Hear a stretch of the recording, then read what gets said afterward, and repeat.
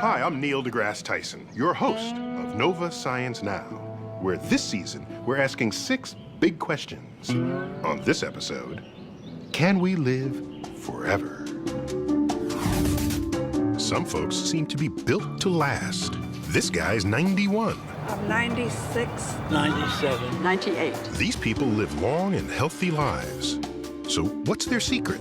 And where can I get some? The answer may lie in these guys. They're like 90-year-old people who look 45. And what if you could replace your broken down human organs as easily as you replace the muffler on your car?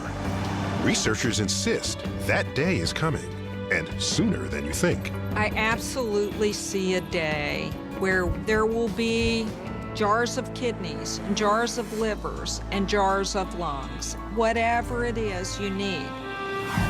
Also, can I live forever? just in case our human bodies can't live forever, this computer scientist is trying to design virtual replicas, avatars, that will. An avatar is an instance of yourself that's digital, that will never die. Inspired by Star Trek and Superman, You do not remember me. I'm your father. he thinks he can build digital copies of real people that will carry our thoughts, memories, and wisdom into the future. You mean me? All that and more on this episode of Nova Science Now.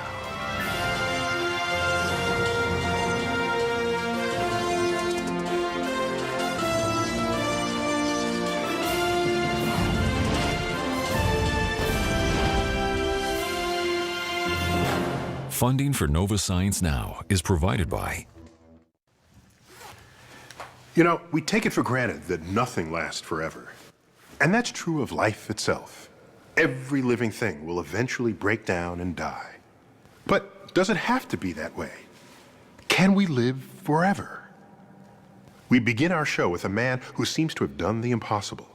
He's completely stopped the natural decay and death that all of us expect. Not for himself, but for his car. My name is Irvin Gordon.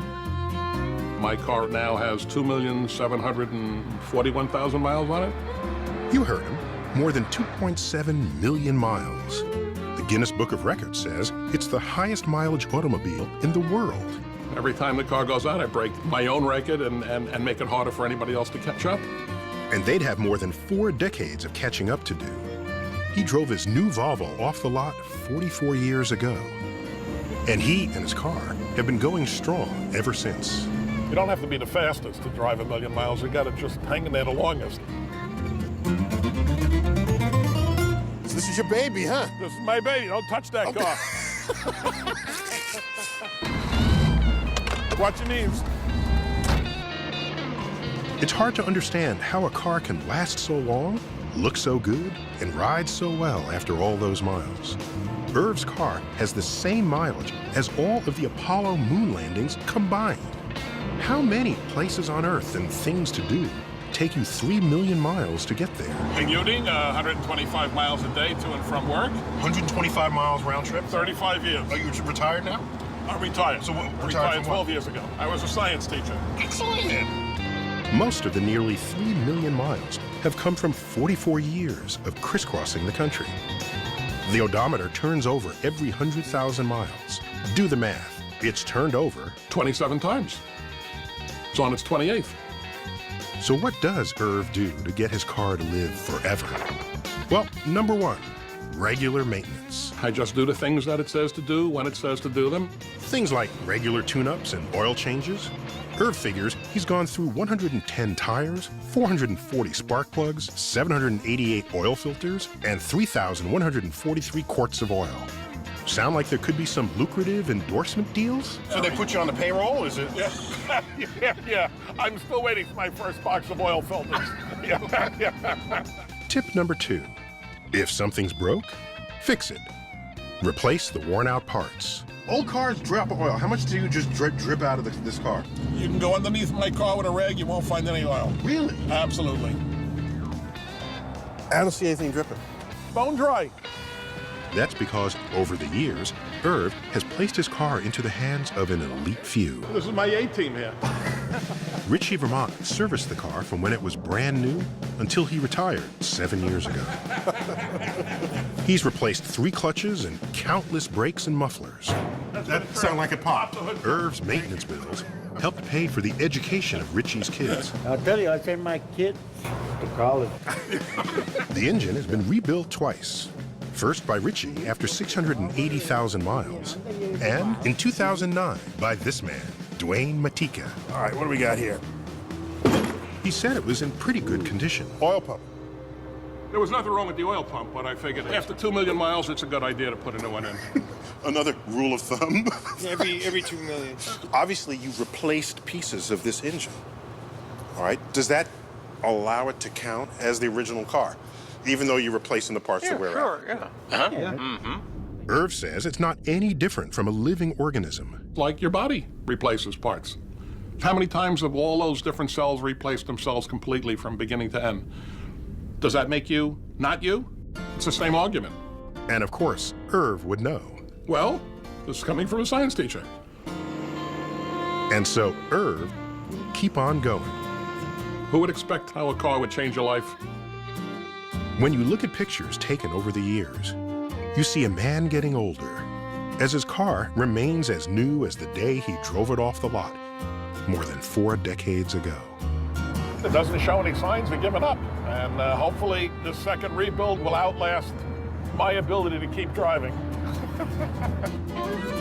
And that leaves me with one last question. Can I drive your car? Absolutely not. Nobody. Nobody drives my car but me. Nobody. Nobody. Nobody. Nobody. Nobody. Nobody.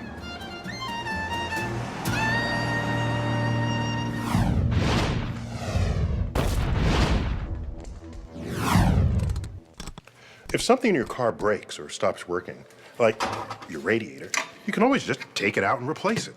But what about us? If my body parts break down, like my heart, I might be able to get a transplant. But right now, even if I could find a replacement part, 1, it's going to be used, and 2, my body might just reject it. The dream would be to replace my heart or whatever's broken with a brand new version in perfect working condition, but exactly like my original. People have been talking about this for years, but now, thanks to some brand new discoveries, the dream of custom-made, personalized body parts may soon become a reality.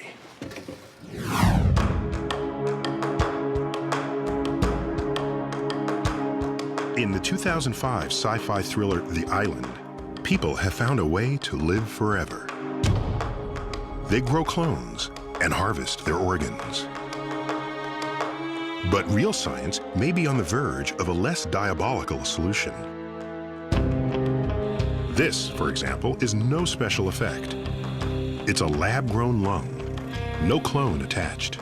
I absolutely see a day where you'll walk into a manufacturing facility somewhere and there will be jars of kidneys and jars of livers and jars of lungs, whatever it is you need.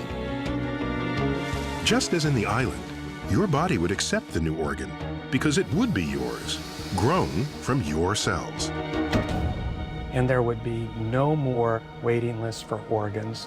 There would be no more rejection. We would enter a new era where we could build you an identical, ideal replacement.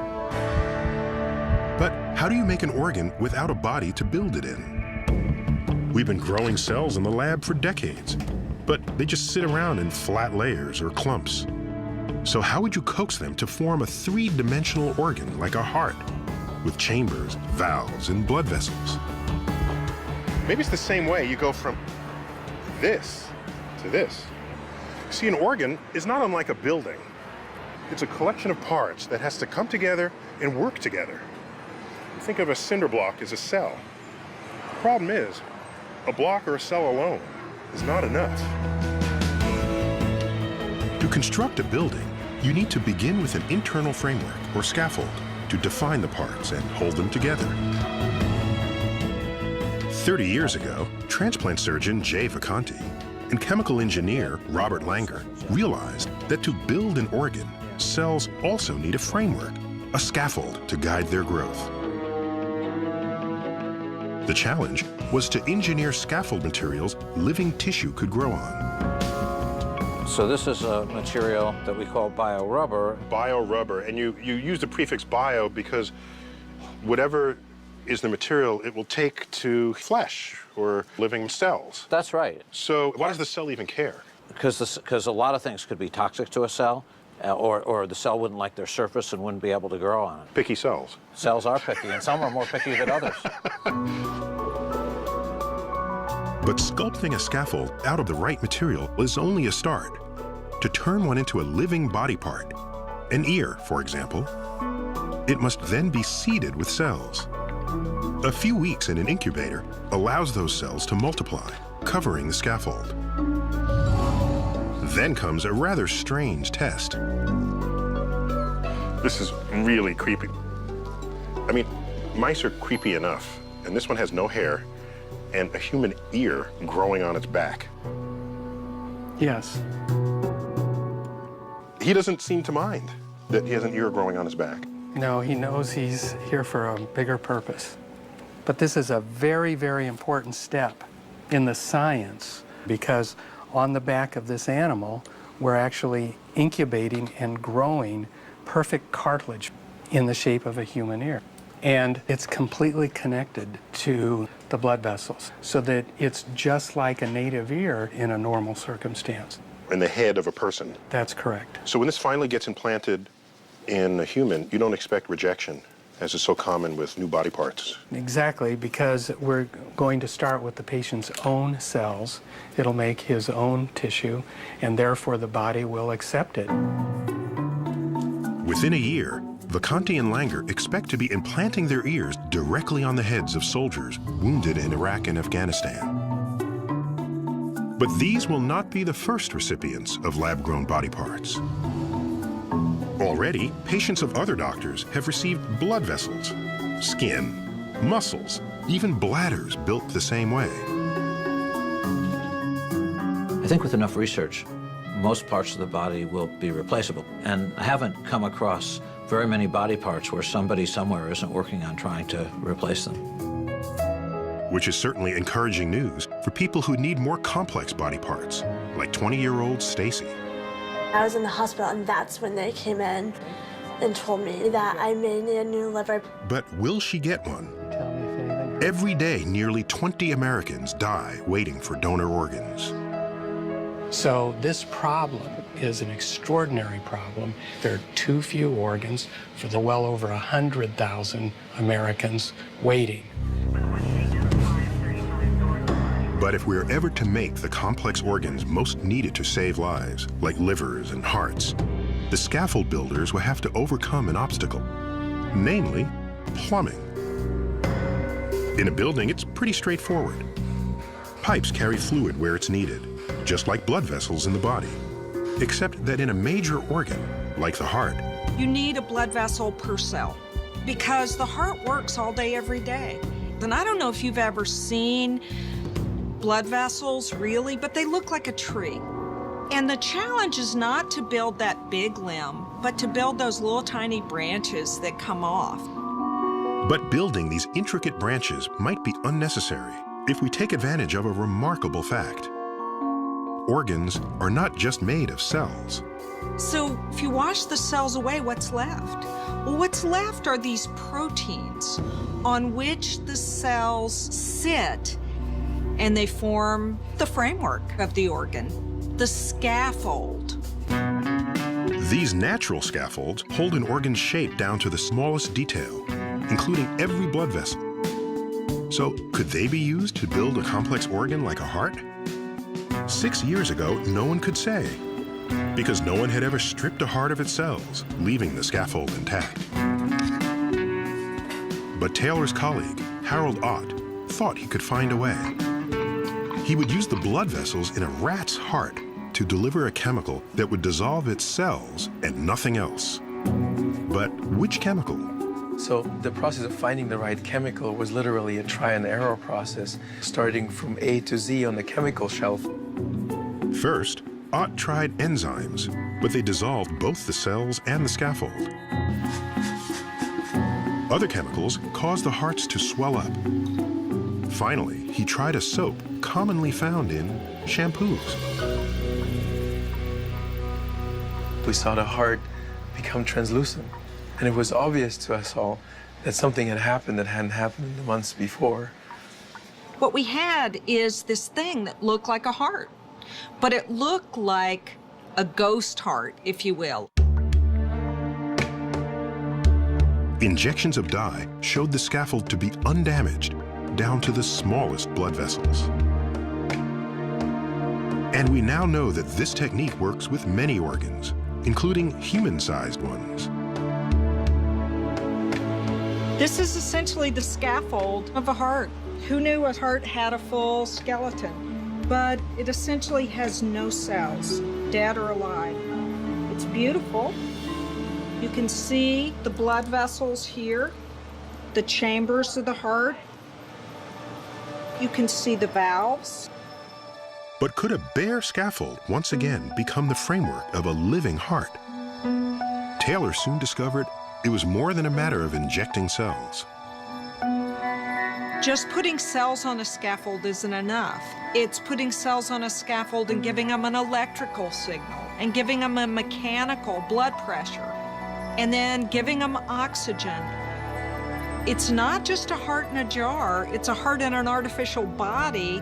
So it's simple in many ways and it's unbelievably complicated. After 8 days, the first lab-grown heart beat on its own. It really makes you go, what is life? The first time you see something beat that was dead, it's one of those yes moments in life. Since then, Ott has joined Massachusetts General Hospital and used the same method to build a pair of lungs. After coming back to life, one lung was successfully implanted in a rat. So if you can make a working, living lung, then it seems to me you can build literally any organ. Any organ. This novel approach has already made a difference in the real world. In Barcelona, Spain, this woman, Claudia Castillo, might be dead without it. 2 years ago, tuberculosis devastated her windpipe, making it difficult for her to breathe. But surgeon Paolo Macchiarini saw a solution. Give Claudia a new windpipe, which her body would never reject, because it would be made of her own cells, grown on a natural scaffold. And so, in June of 2008, Macchiarini and an international team of specialists removed a windpipe from a human cadaver, washed it clean, and reseeded it with living cells from Claudia's body. 4 days later, the new windpipe was transplanted into Claudia. If you transplant an organ without tissue engineering, you need immunosuppression, you need close watching, and this was absolutely not the case for Claudia. She never had any sign of rejection. Indeed, 4 days after surgery, she was home. More than a year later, Claudia is living a normal life, free of the fear that she will reject her new body part. I feel like the transplant is not from the body of another person. It's mine. That sense of ownership might soon be crucial to organ recipients, because their scaffolds might not come from a person at all. This is a pig kidney sliced in half, and it's the same size, same complexity as a human kidney. We could cover this with human cells and, in theory, build you a kidney. Human organs built on natural or artificial scaffolds? Made from a patient's own cells to avoid rejection? Available in unlimited supply? Most researchers believe it will be a reality within decades. And Taylor is even more optimistic. Kidney, liver, lung. We're not decades away from building something complicated. We're more like years away.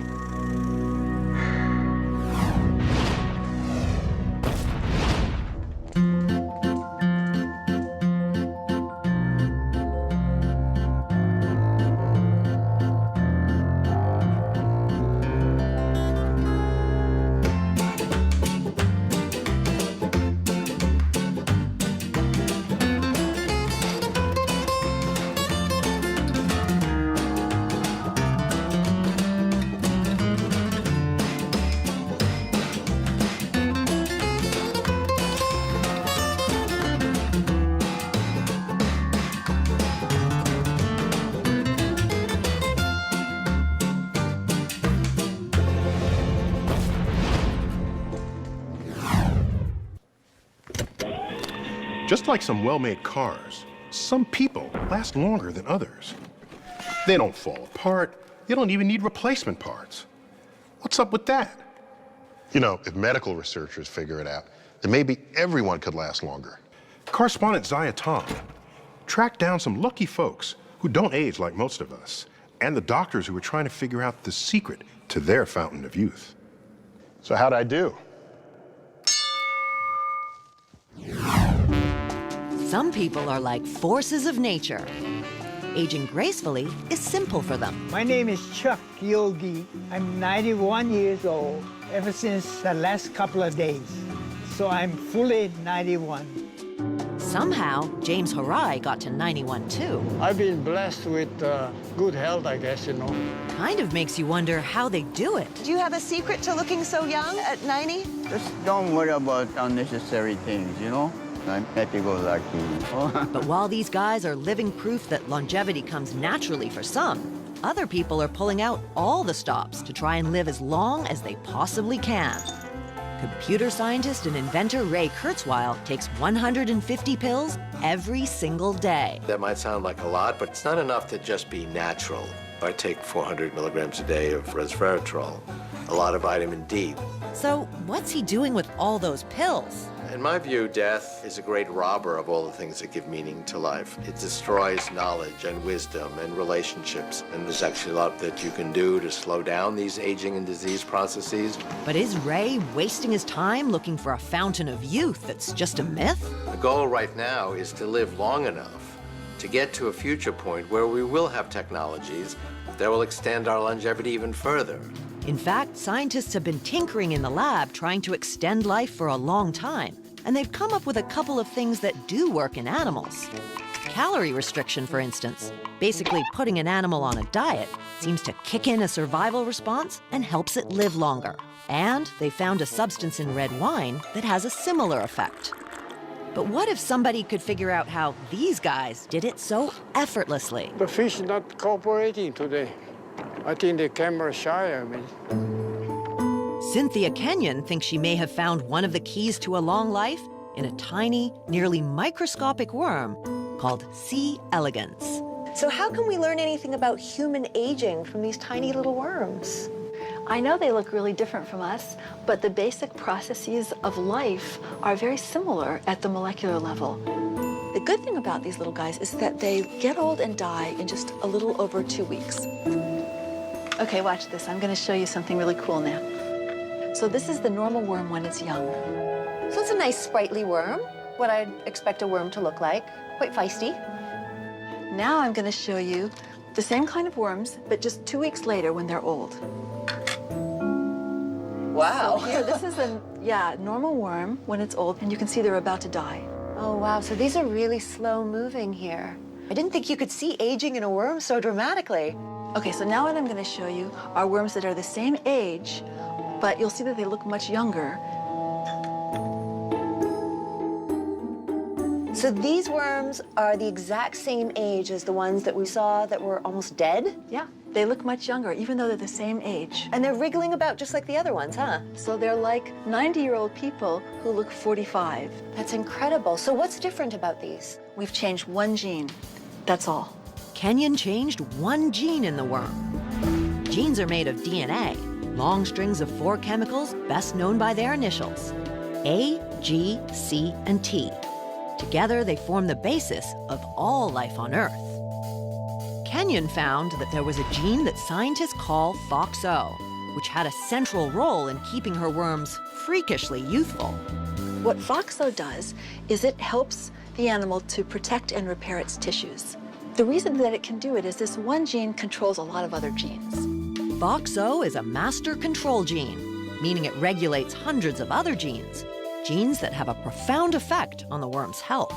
So you can think of it as a superintendent of a building. So if you have a building, nice big building, obviously it has to be maintained. What FOXO does, or the building superintendent does, is to keep the building in good working order.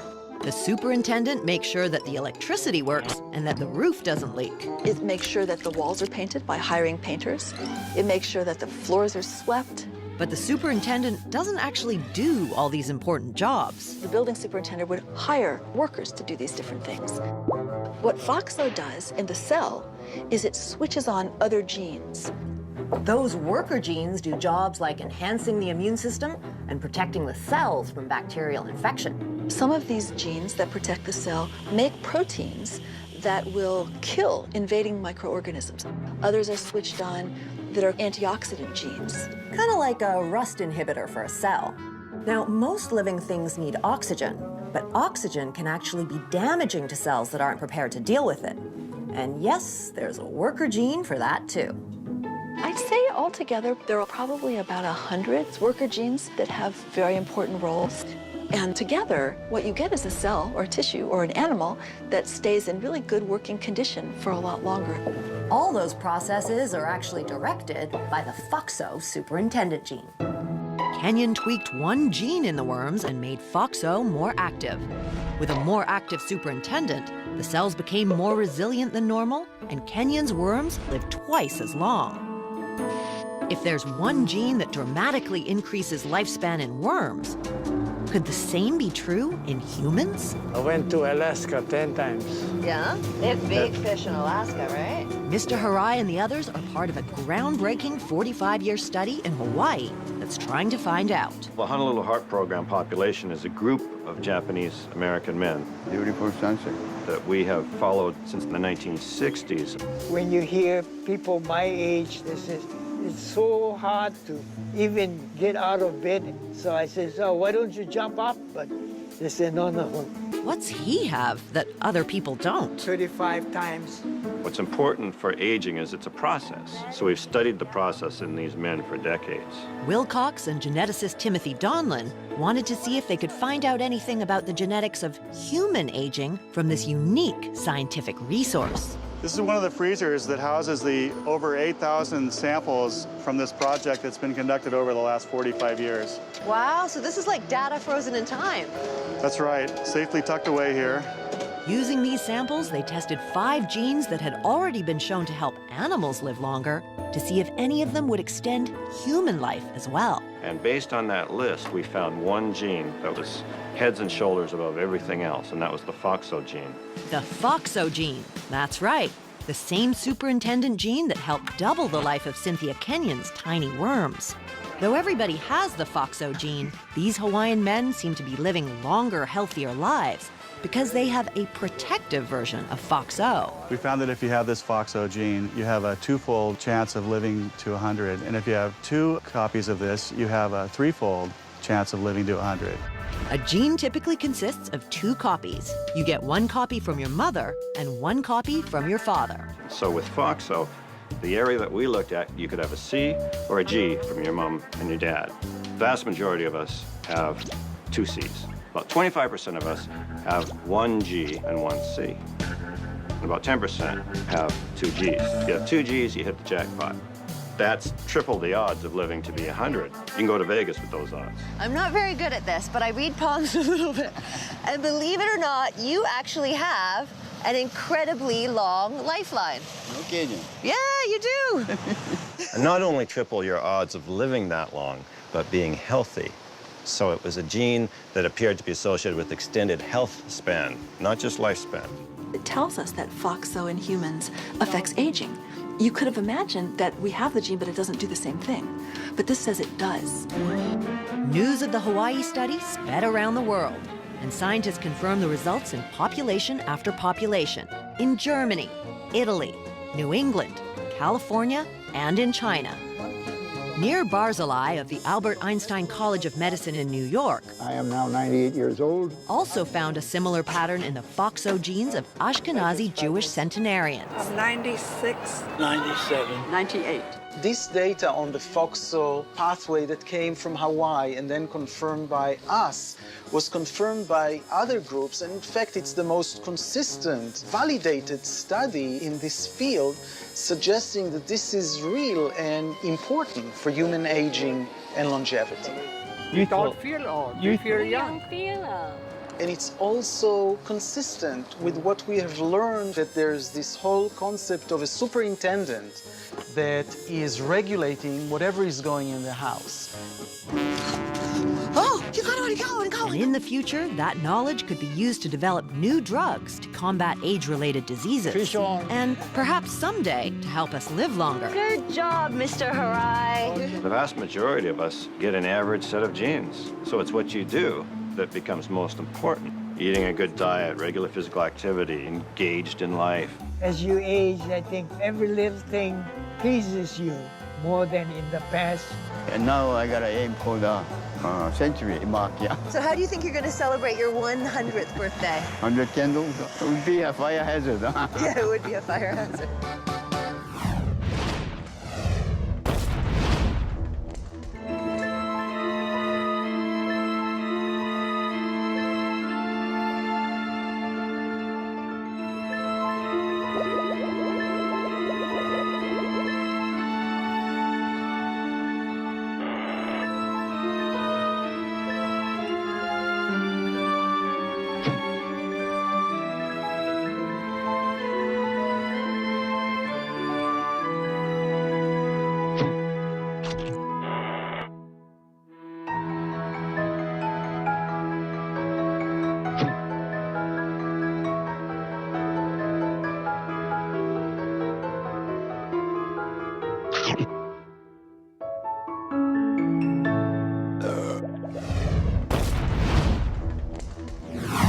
At least for now.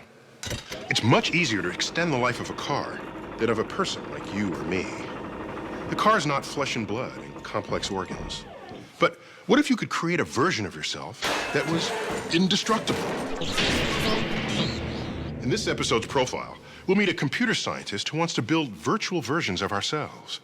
Avatars that look, act, and talk like real people, and will hang around long after the flesh and blood versions of us are dead and gone.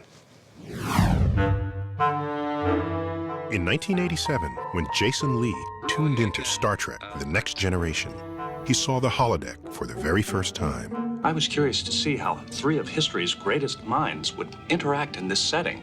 A place where people from the distant past can live on as computer-generated holograms.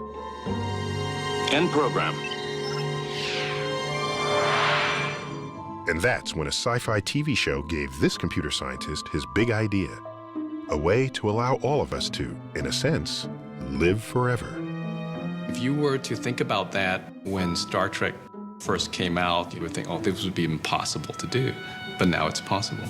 At the University of Illinois, Chicago, Jason has been obsessed with turning his fantasy into reality through Project Lifelike, a plan to make immortality available to anyone by creating a virtual copy of you as an avatar. A concept that intrigued Jason long before James Cameron parlayed it into a billion-dollar blockbuster. An avatar is an instance of yourself that's digital, that will never die. Jason knows he can't really make you live forever, but he can use computers to preserve your thoughts, memories, even the way you look, for eternity. Can I live forever? In the future, your children's children will be able to meet with you. Students will be able to talk to scientists long gone, like Stephen Hawking or Neil deGrasse Tyson even. Who, me? Well, I'd be honored. Jason's vision of a world where we can build relationships with dead people, from the famous to family members, was deepened by another movie. In the film Superman, Jor-El, who's Superman's dad, is long gone and dead. You do not remember me. I'm your father. But instead is able to counsel him as if he were still alive. Jason's journey began in 1960s Hong Kong, where he was a shy, awkward boy with no real friends. I was really, I guess, a geek would be a good term for it, but I was also artistically inclined. I was drawing anything I saw in science fiction. It's a missile, and it's headed straight for us. Star Wars blew my mind. All these wonderful and cool technologies that we as mere mortals living today didn't have access to. And before long, Jason was drawing his own inventions. I remember we had these 3-ring binders, and the paper would always rip. and it just drove me nuts.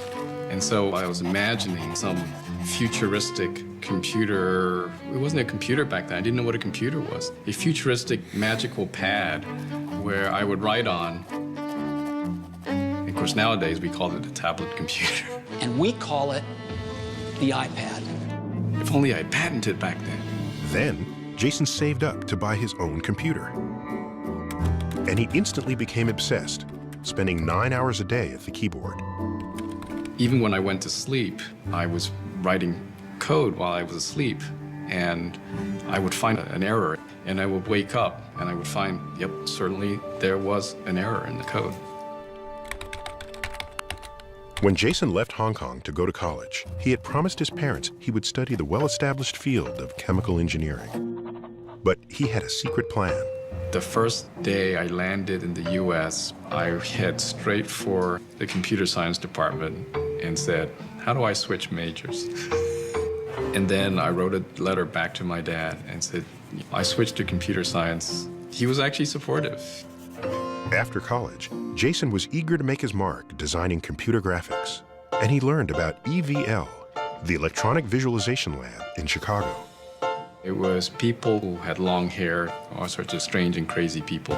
These self-proclaimed techno-hippies were finding new ways to merge computers and art. And I thought, wow, finally, a program that thinks and does things the way I've always wanted to do. I said, well, I'm going to just let my hair grow out. So I fit in and became one of the techno-hippies. So I think it's a great time to be a geek. At EVL, Jason blends games and movies into every aspect of his life. From his work, to his play, to his car, and even his kendo, which is as close as he's going to get to a lightsaber battle in Chicago. It very much is bringing Jedi Knightism into reality.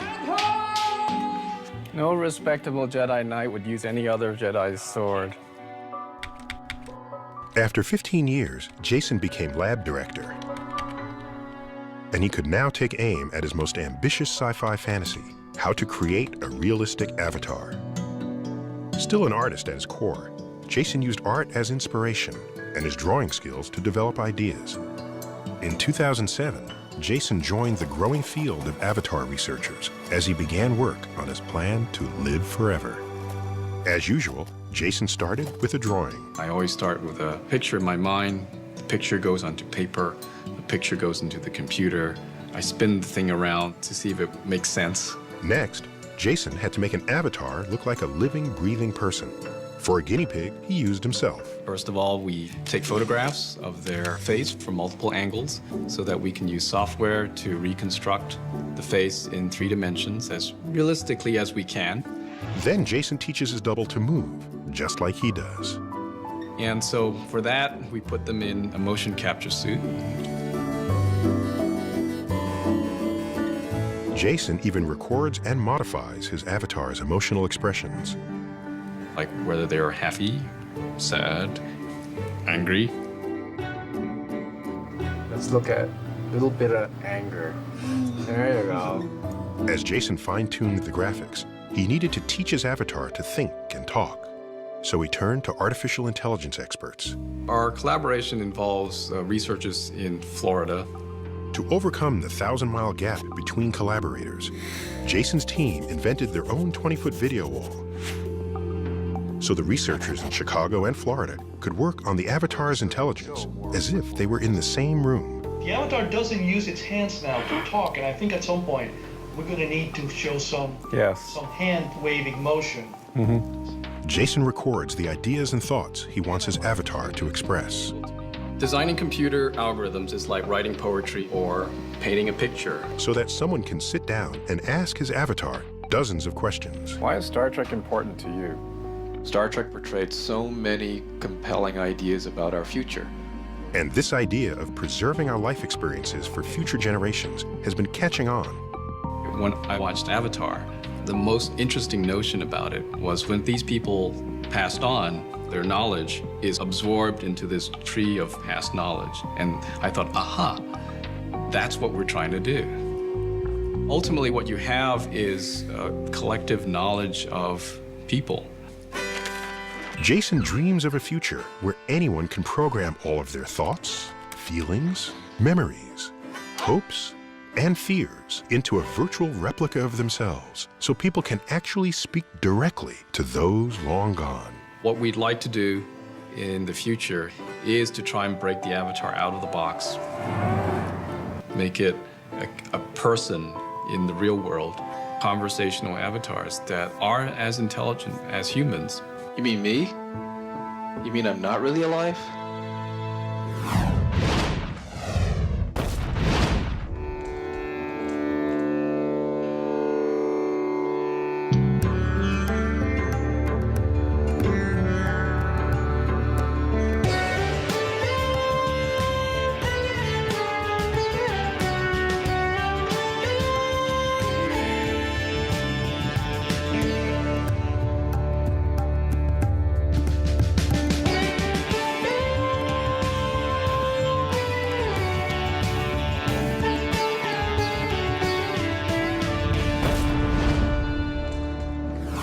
Most things that break in a car can be fixed, but every now and then, some things can go catastrophically wrong.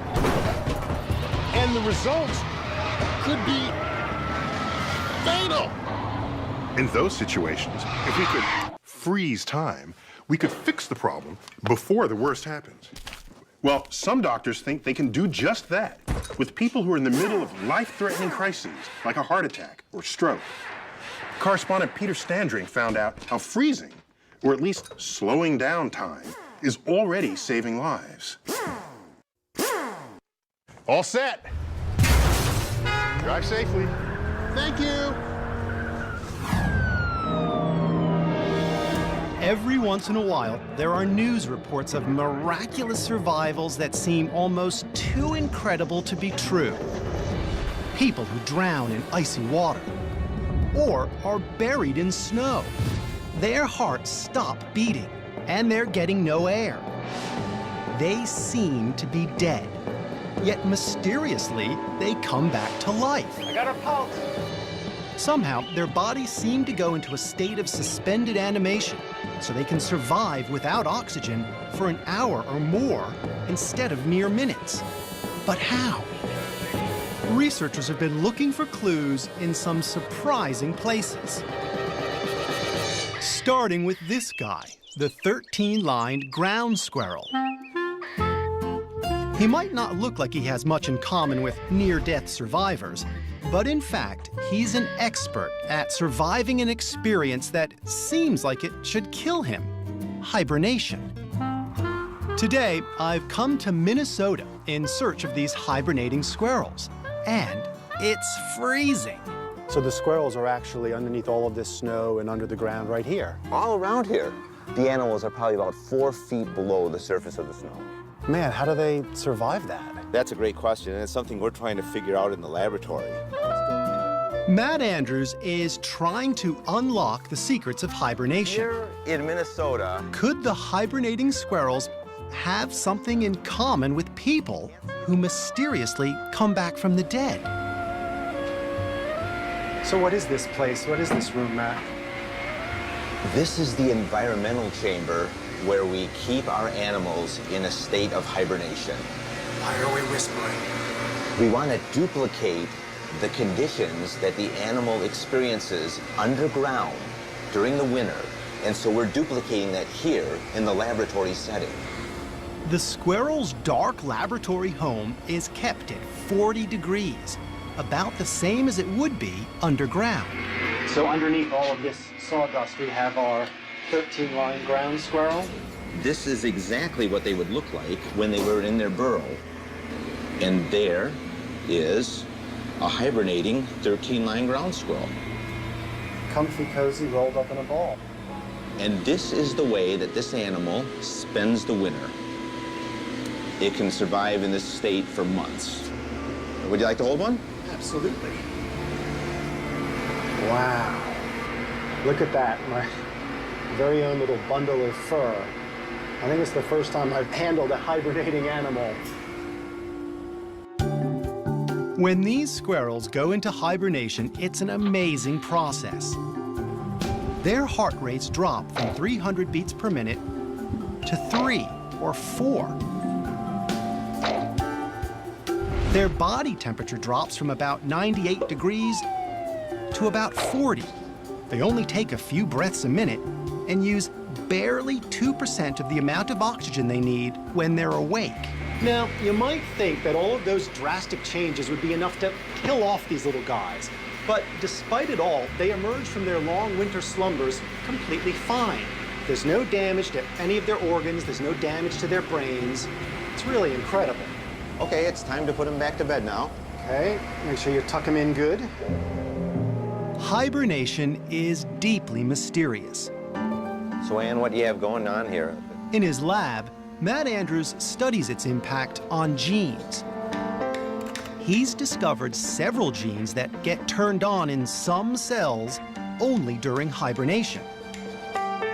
He hasn't completely solved the mystery, but one thing is clear. Somehow, those genes seem to reduce the hibernating squirrel's need for oxygen. Andrew's ultimate goal is to figure out how we could do the same for people. If you can understand the molecules that are expressed when an animal hibernates, you can possibly develop a therapy that can mimic the hibernation experience so that a person can survive a traumatic injury, a heart attack, a stroke, those sorts of things. Pulse. Okay, begin CPR. Heart attack victims usually die from a lack of oxygen. Keep track of that and let me know. But if we could reduce the body's need for oxygen, even temporarily, who knows how many lives could be saved? While the squirrels do it with their genes, those drowning in avalanche victims who come back from the dead somehow appear to survive without oxygen because of the cold. 130 was the lowest blood pressure. Now, at a handful of hospitals around the country, emergency room doctors are attempting to replicate those miraculous recoveries. Todd Vandebush is living proof it can work. Todd was just 39 years old when one day he collapsed in the shower with a sudden cardiac arrest. All of a sudden, Todd fell over, and then he stopped breathing. When the paramedics arrived, Todd was technically dead. Luckily, he was brought to this ER in Virginia, where doctors are trying out a new treatment. It sounds like EMS got a pulse back in about 20 minutes. Stand by. While one team worked frantically on Todd's heart, another flooded his bloodstream with a solution of icy fluids and drugs. By cooling as quickly as possible, we're trying to lower the body's metabolism. We're trying to lower the rate at which the body consumes and burns up oxygen. You're gonna have to wait till we get these tubes all set up. We're hurrying as fast as we can. As the cold fluid flooded his veins, Todd's body temperature dropped from 98 degrees to about 92. His heart rate slowed, and all the cells in his body used a fraction of their normal oxygen. Much like the hibernating squirrels, Todd's body was carefully put into a state of suspended animation. We're trying to stretch time to give the body a chance to recover from the cardiac arrest. 24 hours later, Todd was slowly warmed up and brought back to life. Now, 2 years later, he's in good health and enjoying life with a new baby. We're seeing that some of the patients that years ago we thought could never survive are now waking up and going back to a fully functional existence. This cooling therapy is still relatively new, but in the few places it's been tested, it's substantially increased survival rates for some kinds of heart attacks. And Todd has had one of the best recoveries so far. I've gone through it, and look how well my outcome has been. It's truly a miracle.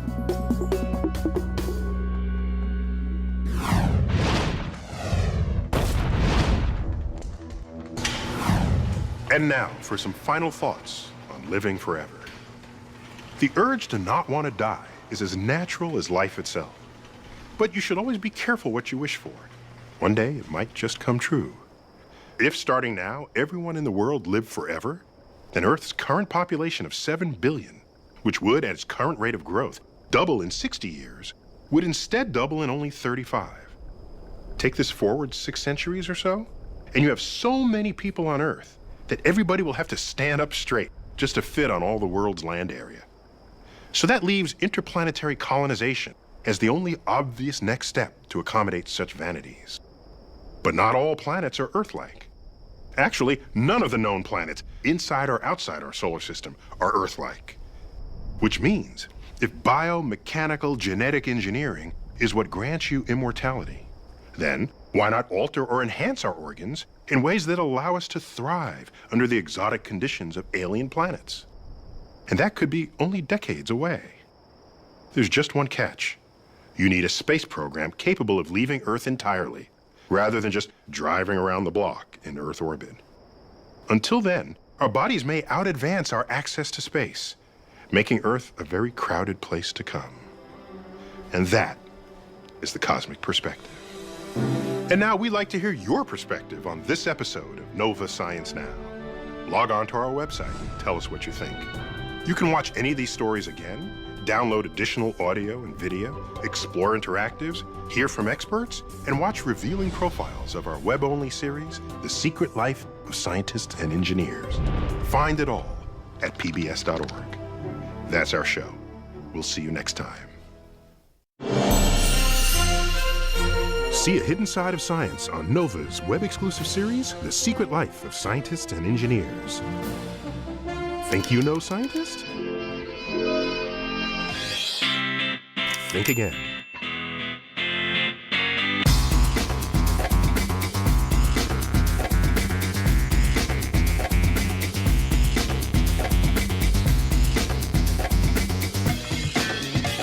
Nova's The Secret Life of Scientists and Engineers.